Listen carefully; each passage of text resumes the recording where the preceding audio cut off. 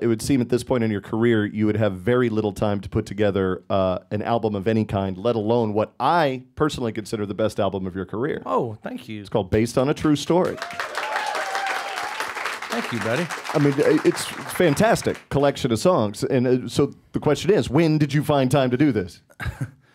It's funny that because when you say that, I have a tendency to get in my own way a lot. I do, and in lots of different ways. And I think because I felt like Red River Blue was the best I could do as far as making an album, and then now this one I feel equally as strong about.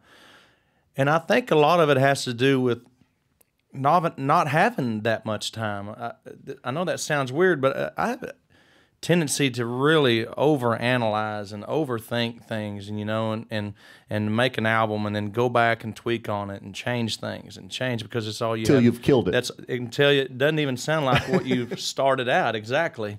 And I think I've had a bad habit of doing that over the years, and sometimes it works. Sometimes, if you could have heard the original cut and vocal and version of Some Beach to what it ended up being, thank God we monkeyed with that one, a bunch. But but I think overall I do more damage than I do good with my records if I have time to sit around and stew on it. And these last two, it's like, man, I like this song. I really like it. I can't stop thinking about it. Let's cut it and sing it, and then I got to go do this. And next thing you know, you listen back at this collection of songs. You go, God, when did we do that? How did we do that? That's cool. Based on a true story. Basically, this is a pretty autobiographical album, so made for a perfect title. Yeah, I was getting these phone calls not very long ago, like a month and a half ago, from Warner Brothers Records, and they were like, "Hey, we actually have to start printing these things. I mean, have you thought of what the title's going to be? I mean, we really need a title, or else somebody here is going to think of one." I was like, "Oh, no." And so I got the album out. You have in your record label well, stuff. I know it would be like, buy this now or something like that if it was theirs.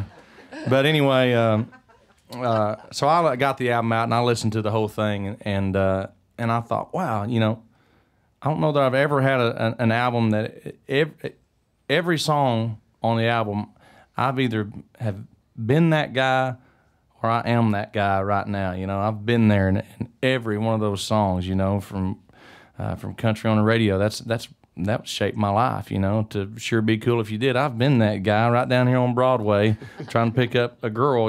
Back in the day, and trying to think of something clever to say, and to doing what she likes, which is more like Honeybee. It's more about how my life is now with Miranda and being married and being happy. And it's just every song, like for instance, Based on a True Story wouldn't have worked for my first album because I never really went to jail and had to break out with a prison dog, in order to get out, so that wouldn't have worked.